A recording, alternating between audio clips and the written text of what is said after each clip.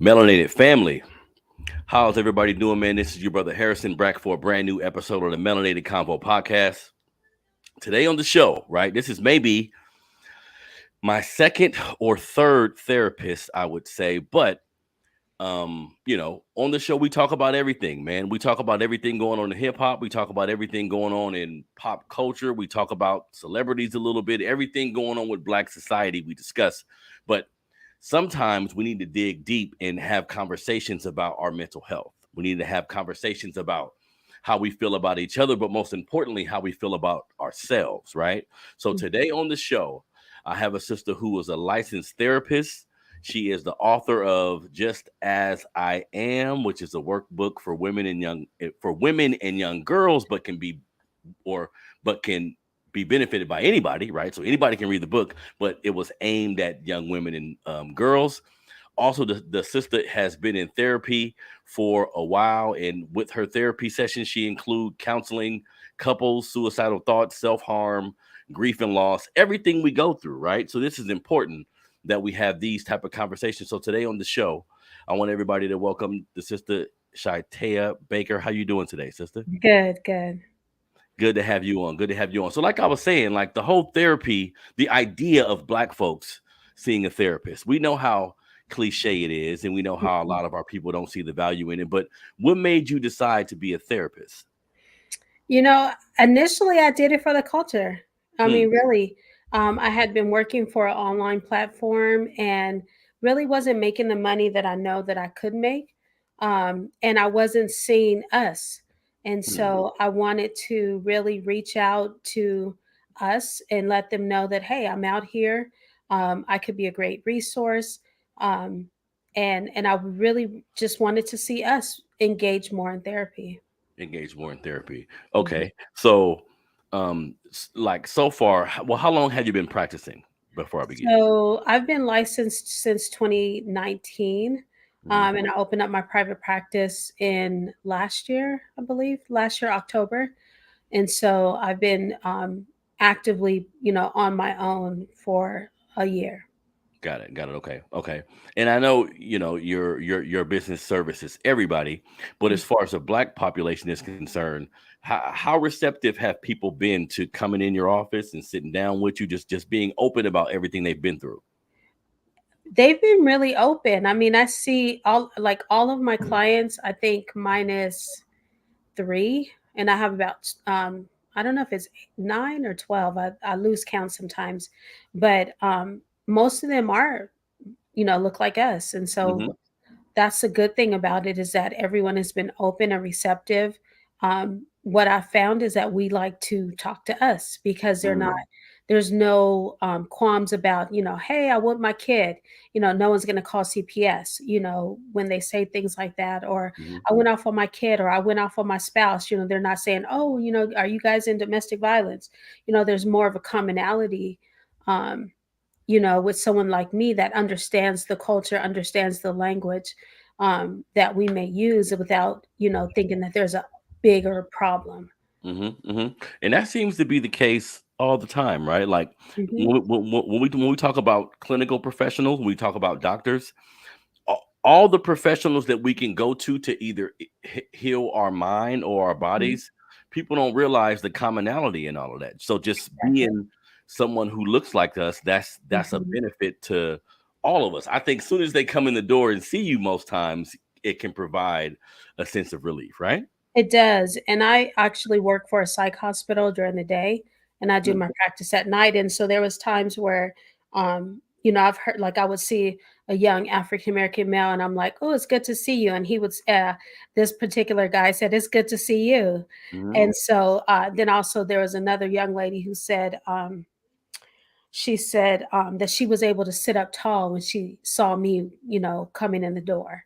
And Mm. so there's a sense of pride, there's a sense of um, connection when they see me in the room. Hmm. Now, so from the people that you talk to and everything that you've studied and understand, Hmm. why do you think we are so reluctant to come see you? Like knowing, because in my opinion, just real quick, I think everybody should have some sort of therapy during their lifetime, regardless of your background. But knowing everything we've been through, Why do Mhm. you think we are so reluctant or reluctant to come sit down with you and have a conversation or just share things that would, make us feel a little vulnerable?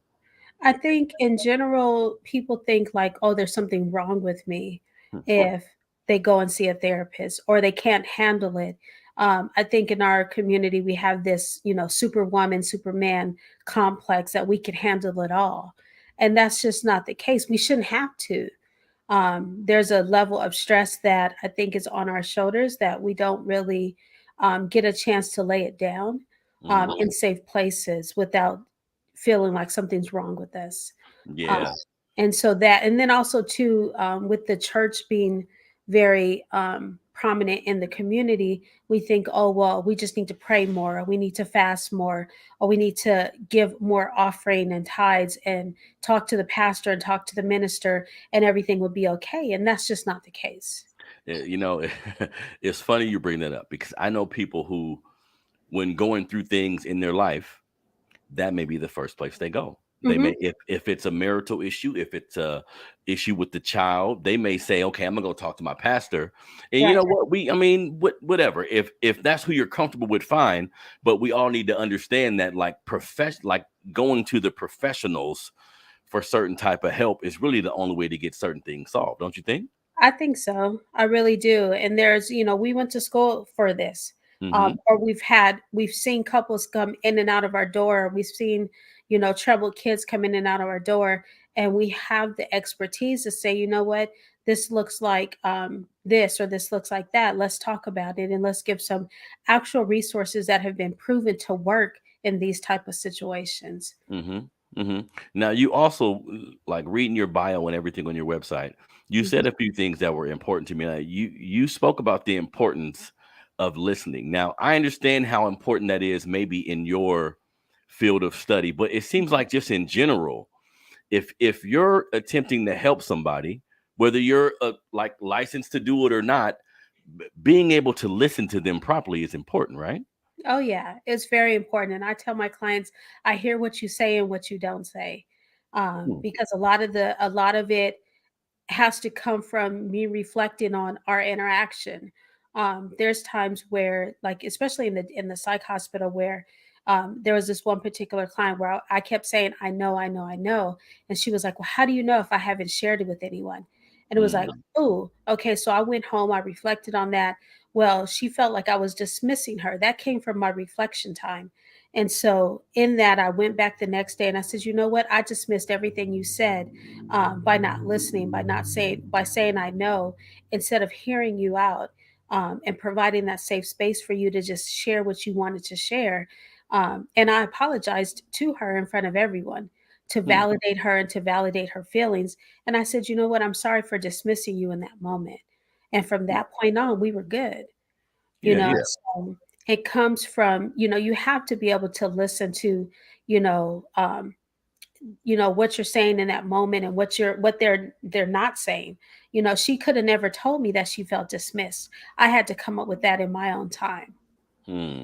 So wait, you said working at the psych ward in the daytime. So how does that help you? Like dealing with, because it's a similar type of work, Right. but it seems like the highs and lows is a little bit different. So how does that help you when going from dealing with that to just dealing with somebody you need to sit on the couch with and have a conversation with? I think it's very similar because a lot of them are struggling with suicidal thoughts. That was one of our topics that we talked about today. Hmm. And so it just really depends. Some of them are getting stabilized in medication. They're in the crisis mode, and so we're bringing more stabilization in those situations versus those who may come to the private practice may not be in crisis at the moment. And so it's parallel, but it's just different. They're more wanting to get through the things, that the patterns that they're seeing in their lives, Hmm. versus in the crisis mode they may not yet see those patterns. Got it. It Wow. just really depends on where they are And that makes emotionally. Okay, because I'm trying to just get an understanding of it coming from like a novice perspective, but that makes sense, like a crisis mode. So they're not to the point yet where they can just sit down with you and have a conversation about something and delve deep into it, Right. they need other types of help. So that makes sense. That Right. makes sense. Now, Yeah. also, so wait, so you're from Sacramento too? Well, actually from the Bay Area, but I've been here since 2000. Got So it. I've Got been it. here Okay. for a while. Okay. Okay. Now, so for anybody listening that wants to be like a licensed therapist, this is something I never really understood. What's the schooling process? Like, how many years of school? Is it just 4 years of college? Is it more schooling after that? Yes. So you definitely have to have your graduate degree. So you can go two different paths. So with social work, which is the path that I went, you can go into social work, and then after you graduate with your master's degree, you take the first exam, which is your law and ethics. And then after that, you have to. When I went, I had to get 3,200 hours of experience Hmm. doing therapy. So some of it can be direct services, some of it can be indirect services. I worked in the prison doing therapy there, doing children's mental health, um, a little bit of everything, it seems like. And then, so that's one path. Um, at Sac State, they do have a mental health stipend. So that's also available. I was working full time, so I wasn't able to do that, where you get more in depth training on how to be a therapist. Hmm. Um, when I went, they said, hey, just get your what's called an ASW number, which allows you to get those hours towards getting your license. Hmm. And then after you get those 30, when I went 3,200, it's now 3,000 hours of experience. You take another exam, which is your clinical exam, and then that licenses you to be a therapist. Other people go and major in psychology or marriage family therapy, go that route. And I believe there's two exams also on that path. And then they become a licensed marriage family, I think it's marriage family therapist, something Wow. like that, MFT. So it's two different paths. They're more trained in how to be a therapist from the psychology perspective. Got it. Got it. That's interesting. And I wanted to point that out because I knew it was a process, right? I knew it was hard Mhm. work. That's why when I tell black folks, even myself, like therapy is something that you shouldn't be afraid of, something you should try. These people are trained in this field of study, in this at times this should make us feel comfortable because to be anything or to get anywhere in life you have to put in that work. Now tell Yeah. me this, like what do you think, what makes a good therapist though, because we understand just like a teacher, right? You go through the process, you get all the Mhm. schooling, you get all the credentials, and then we still see teachers or people in that position who aren't as thorough, who don't seem like they care. So what do Right. you think, even after going through the schooling, what do you think makes a good therapist? I mean, I I I don't know. I think it's the empathy. I think it's the compassion. For me, I think I have lived experience. So I was a consumer of mental health services before I even got into therapy. Hmm. And when I talk to my clients and I tell my clients, hey, I've been where you are, that makes me more relatable to them because I'm not coming from a perspective up here that I'm teaching down to you. I'm Mhm. coming up from the bottom where I'm like, hey, I get it. If I don't do this, that, or and the next, I'll be right where you are Mhm. again.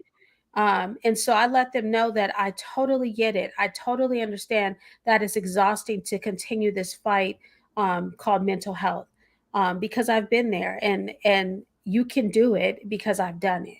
Hmm. Perfect, perfect. And that really goes for all forms of life, right? Like Mhm. people sometimes when we're looking for a mentor or someone to give us information about something, knowing that they've been through it, knowing that they have a personal like relationship with what I'm Mhm. possibly going through, it makes everything better. Now, something else you said that I thought was important. You mentioned that you're offering your therapy sessions, but for people who are ready, right? So, how does a person know that they're ready? Is it like a breaking point one has to get to, or is it just like a mental thing, you think?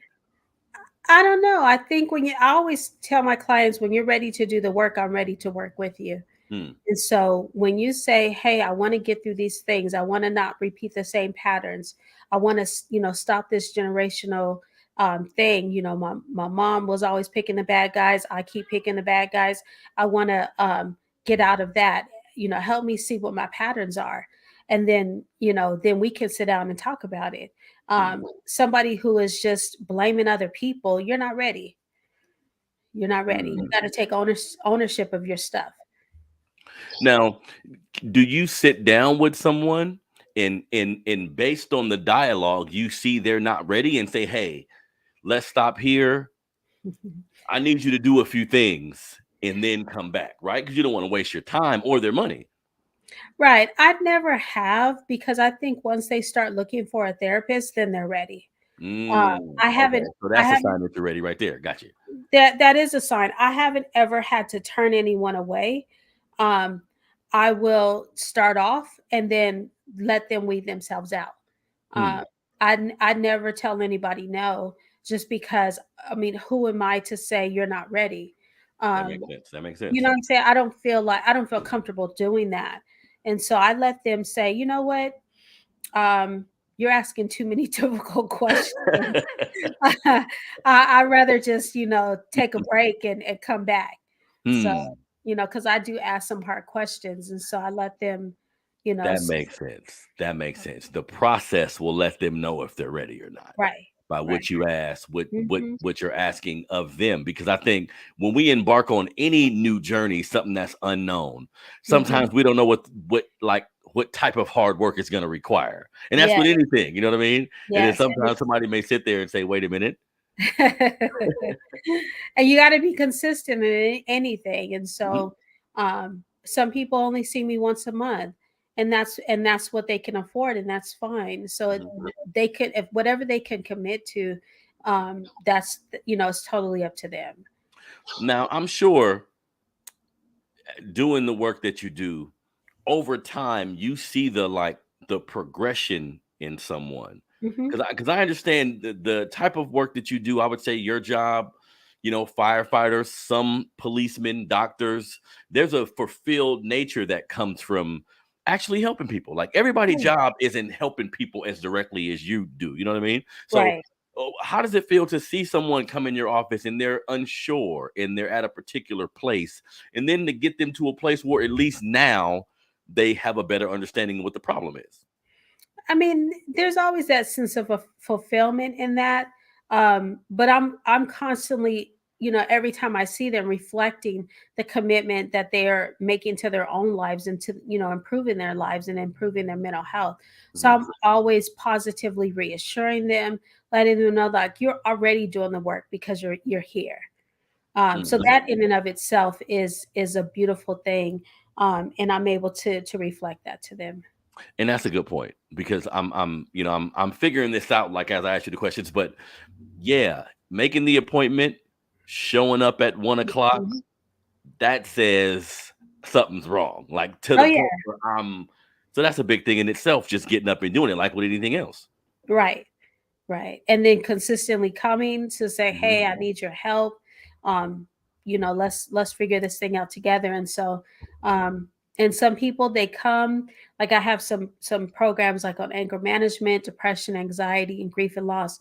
And some of those clients come in and they say, "You know what? I'm doing so much better than I was when I came in your door. mhm, Um, let's decrease the frequency of me coming in here." hmm, So that's always a good thing when you're able to decrease that they're not having so many episodes that of like they were having when they came in the door. That's always good for them to realize, like, look, you're doing the work. I'm not going home with you. hmm, You're doing hmm, it just by doing these exercises that I give you, using the tools that I'm teaching you. You're doing it. mhm. And wow, wow, okay, because that makes a lot of sense. Because them being committed to the process, that's definitely beneficial. And I see how, um, because I know a lot of people meet like a lot of people who don't even see the benefit or see the benefit but haven't made those steps yet. And that's important that you're dealing with people that are willing to do that. And like, Right. but another question I have: how does that talking to people about their problems? Hmm. How does that, and even learning a lot of these things, how does that help you reflect on what you've been through? Like, do you size up what you've been through based on what you're talking to with these people? You're going through something that day, but you still have to help someone. How does all that work out, like, mentally? I think for me, it's about being able to put my stuff aside. Hmm. A lot of times, like especially during the day when I'm working with patients at the psych hospital, it's like, okay, we're doing check-in at 9 o'clock in the morning and listening to them saying, okay, this keeps coming up as a reoccurring theme. What do you guys think about us talking about that? It's not about what I'm feeling, what I'm going through. It's about what do they need to get through their day. And so same thing with with some of my clients in my private practice. There's been some days where it's like I'm totally not feeling it, but Hmm. it's like I have to pray through those moments. Or there was a time where my mentor had passed away. I rescheduled everybody that week because I was not in a space to just meet with anybody. I was really really sad about that loss. And I said, hey, I apologize, can we reschedule? I'm not just here to take your money. And they were like, yeah, cool, no problem.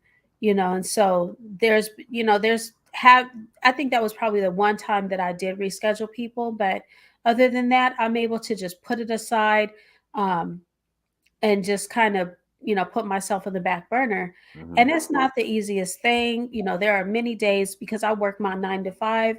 I may have my first client at 6 in my other office, and it's like it's completely not the easiest thing to do, but it's manageable. It's just something that I'm just willing to do for Hmm. now. Yeah. No, but and that's I take my hat off to you because anytime I see someone in a field of study where they're completely dedicated to helping people, like people work all type of jobs in our country, and most of them help people at different degrees, right? But Mhm. dealing with people's emotions, dealing with how people like the things they had to go through in their past, this is like Mhm. delicate information, right? Right, So they're right. kind of trusting you to Mhm. not just help them, but to listen and be, like you said earlier, empathetic. Mhm. And they're not it's completely not the easiest thing because there's some times where I'm in the daytime where I'm talking to my patients, and like one person was like, you're dealing with somebody who has demons, and you know want to just pull out the knives. And I was just like, well, let's do the therapy dance. Like, I could pull you out, or I could, or you could pull me in. I said, Mm, you need to feel safe enough to put your knives down if you so choose. I said, let's talk about it. And it was mm. just like, ooh, that was a moment where it was just like, what am I gonna do? Like, if I said, I'm confident enough in myself that I'm not gonna stop asking you questions because you're here for a reason. Mm. And I said, you could sit there if you want. I said, but I wouldn't be a therapist worth my salt if I let you come in here and leave the same way. And leave the same way. And Mhm. man, it's like all people, when we embark on doing any job, as I got older, I'm starting to learn the amount of empathy, the amount of care. And really, I think it starts with like caring about yourself and and Right. and and, and, and caring about the input you put out in the world. When it Mhm. comes to just somebody taking orders at McDonald's to doing what you do, if you care, the Right. person on the other end of the transaction can feel it. Right. And that's really what it is. I mean, I get some times where I sometimes ask permission, can I challenge you? And sometimes they say no. And sometimes I don't ask. And then, I get my head bit off sometimes, and I'm like, ouch, like, that hurt. And some people are triggered by me, poking and poking and poking. Hmm. And so it just depends.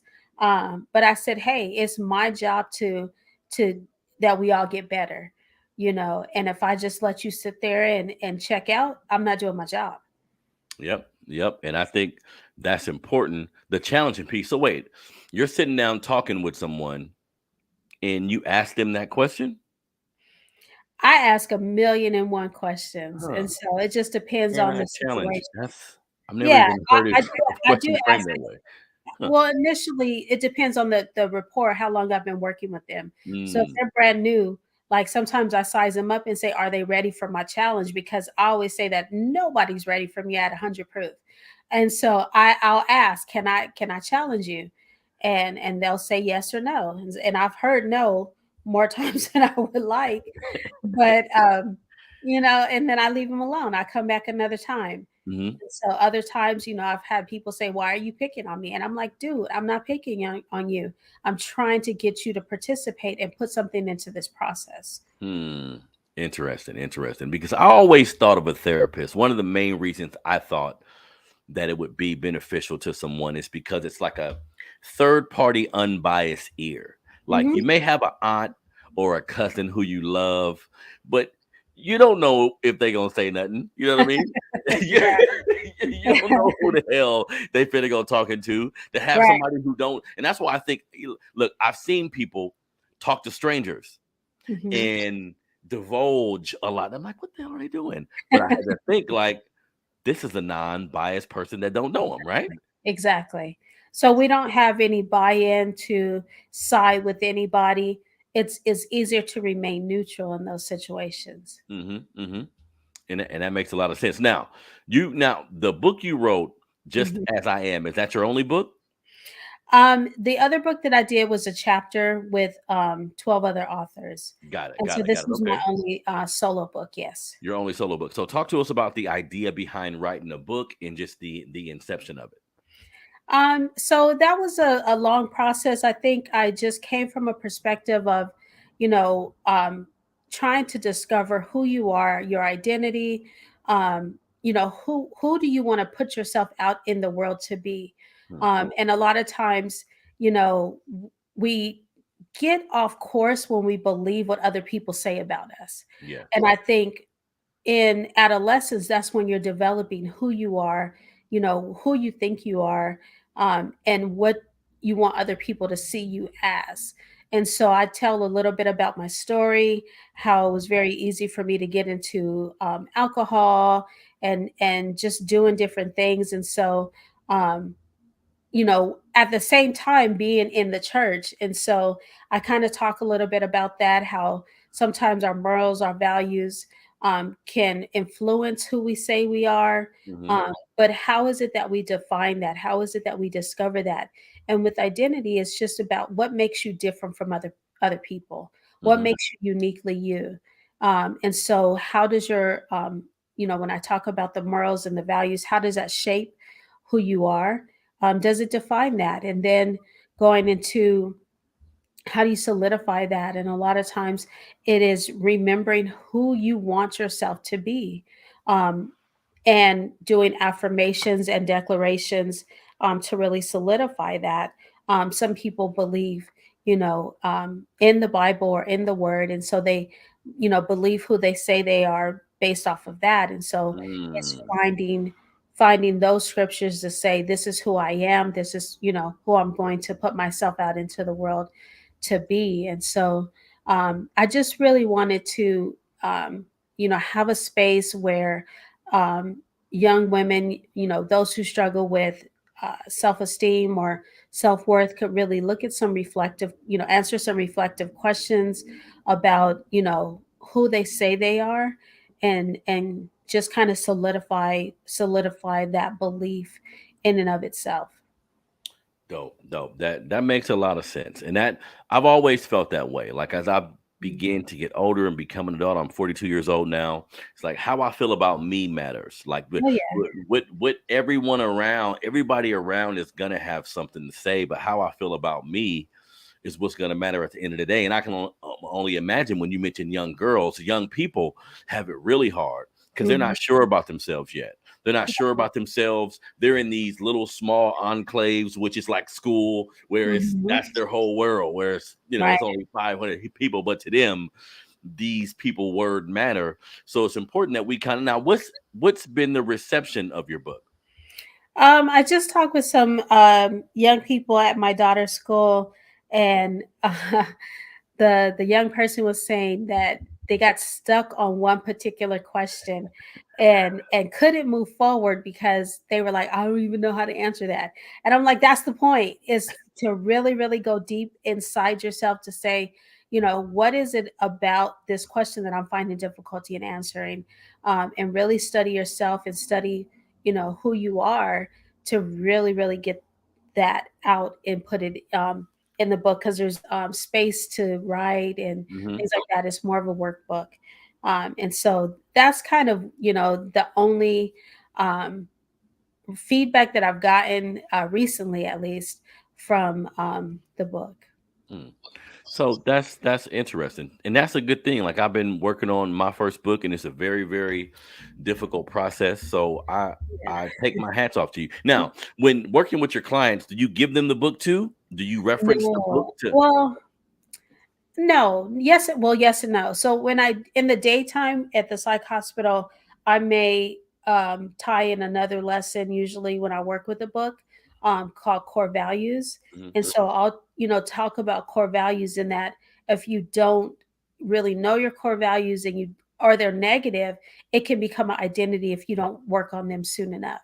Mm. And so that's usually how I tie the two there. But I do have I have one client, one young girl on my caseload, that we're working through the book together as part of her therapy process.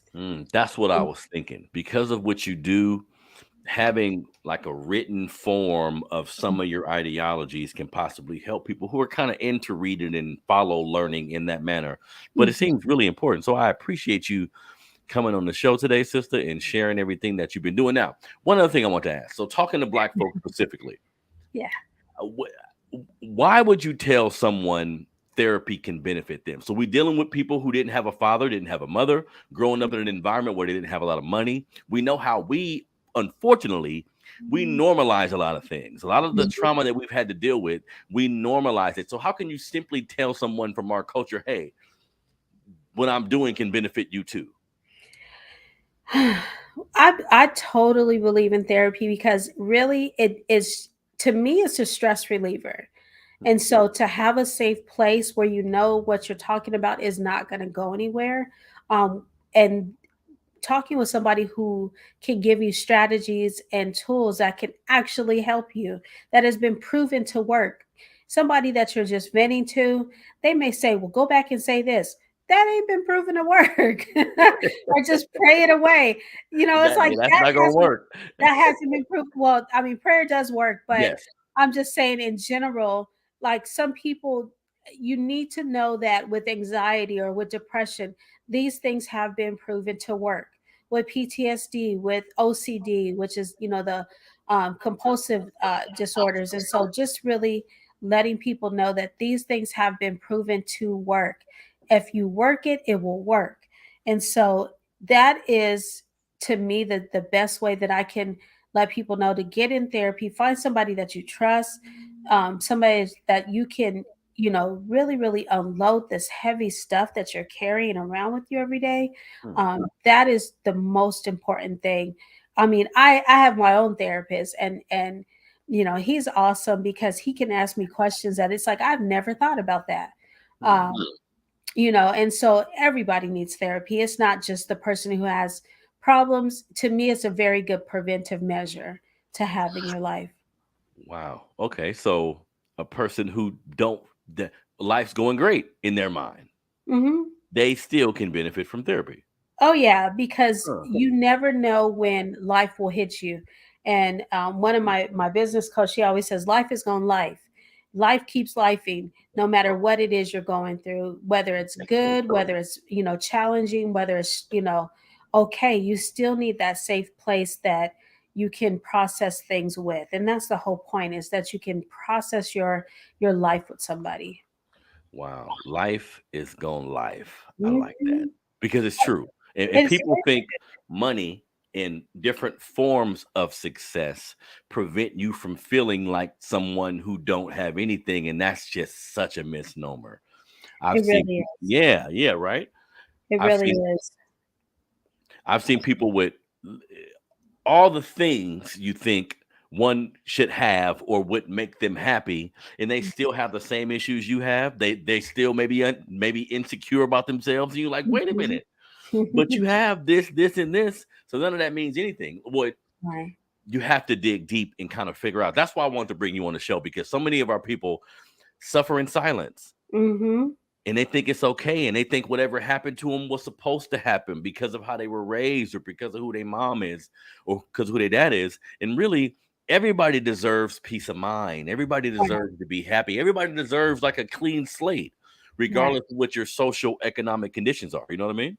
Right, most definitely. And therapy can really help with that, whether it's like I said, whether it's good, bad, challenging or not. It's just a good place to go to, even like I said, as a preventive measure. Just, when things happen, you have somebody already there as a safe place to really unload, some stuff. Mm-hmm. Definitely, definitely. So tell everybody really quickly, where can they get your book if they want to get your book? Oh, good question. So I have what's always on Amazon Hmm. under my name, or this other website that I have, which I like better because, Amazon is going to take their cut no matter what. Hmm. So there's this website that I have. It's my first name, Shatayia dash Baker, Baker, dot square dot site. There we go. There we go. There we go. So you can get all your bread and you can cut that middleman out. Shit. Most definitely. Most definitely. Now tell me again, how do I pronounce your first name? Because I don't want to butcher it again. Shataya. Shataya. Shataya Baker. So everybody, the Melanated Combo, please go buy Shataya Baker's book. If you've never had therapy, never thought about it, maybe you're in therapy now and you're a step ahead of me, good. But if you've never thought about it, if you have family members who never thought about it, please, family. And I know, look, some people in our culture be like, that's some white folk shit. Look, come on now. No. You need to talk to a non-biased person. And sometimes I've realized if you say certain things out loud, just saying certain things out loud can be monumental in your growth, in who you are. So Yes. just to hear you say what your problem is can get you where you need to go. But we all have problems, and we all need to look at it. And Black folks in America, we have systematic issues that we have to get over, right? But Yep. like everybody else, we got personal issues, problems with your mama, with your family, with your brother and sister. That's that goes beyond race lines. Everybody Right. has those issues. Now, of course, some things are piled up on us because of where we come from and because of everything we had to go through. So I think that's why therapy is even more important. Some Yes. form of it. One more question. How Yes. often? So, how often does a person have to come to get to benefit from your services? Is it like 4 times a month? Is it three, two? How do you gauge that? It just depends. A lot of times it depends on what they can afford. So some people pay out of pocket, some Okay. people pay with insurance. Hmm. So it just depends on, what they can afford. I have some people that come every week. I have some that come every 2 weeks, and even one client comes once a month. Hmm. So it just depends on what you can afford. What you can afford, and I guess the sessions that you have with them, how beneficial it is, because you could come once a month, but if the conversations was right, the questions were right, you were able to realize something, then yeah, the amount of times won't matter if you are getting something out of it. Like Right. anything else in life, if you Right. go there with the intent to get something out of it, then one time a month can be perfect. Right. And it really depends on your life, challenges. Some people are going through grief and loss.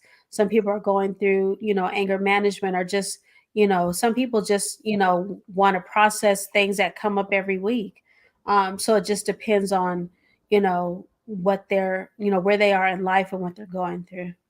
Yes, yes, yes, definitely, definitely. So everybody out there, hearing the sound of my voice, please don't frown upon therapy. The outside influence of someone that's not in your family, that's not Big Mama, that's not your pastor.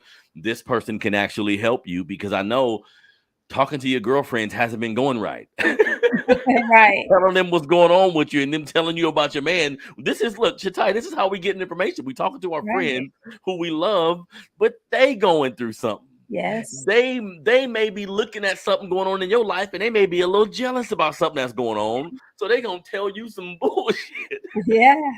It's true. It's very true. You know what I mean? Because Yeah. humans are so fickle, and Yeah. and perception is reality. You don't know how someone's looking at you, so you can think you Yeah. have all the problems in the world, but they're like, wait a minute, your car is really nice. You got a nice job. Yeah, he's cheating on you.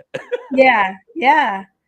And then, give you some out the wall, advice, and you go and follow that and end up in the graveyard. And Right? so you Right? just need to be careful Mm-hmm. with everything Mm-hmm. that you share and with whom. That Uh, is so, man. But we befriend people and we get comfortable. And mhm.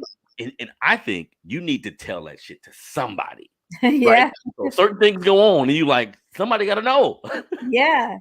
Exactly, because a lot of times when we don't tell it, it's like we start feeling like something like we crazy, Mhm. and it's like you're not crazy. You just need somebody to bounce that stuff off of, Yep, you yep. know. And you finally bounce it off somebody who tell you the horrible advice, and you love them, so you leave thinking maybe they were right. Because I'm Right. learning, I like to control my energy by all words that I take in. So I love YouTube, I love Mhm. podcasts, I love music, but I'm getting older. I'm like, wait a minute, I gotta control everything I listen to. And this Yeah. ain't just I started with music, but I'm like, well, no. This is conversations with people. Yeah. Like, what's this person's mentality? I'm gonna Mhm. avoid bringing said topic to them. I Yeah. love them, but I'm not gonna bring that topic to them. You know what I mean? Yeah. You got to be careful. You got to be careful. You got to be careful. So everybody, do me a favor. Go get this sister's book. If you need therapy, if you're in the Sacramento area, we are in the Sacramento area, Sacramento, California.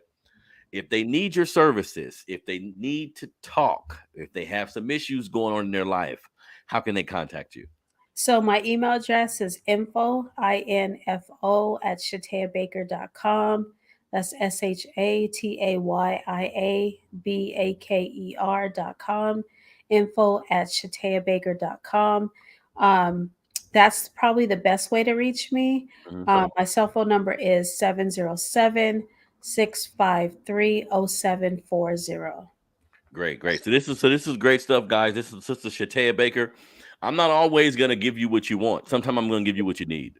These type of conversations, they're fun, but this is actually what you need to hear. It ain't all about turning up and having fun and drinking and partying. That's a part of some of our lives, but sometimes you got to put all that shit to the side and be serious. And you can look at like politics is important, the elections coming up, and all these things. All these things are important. But you know what's more important than all that?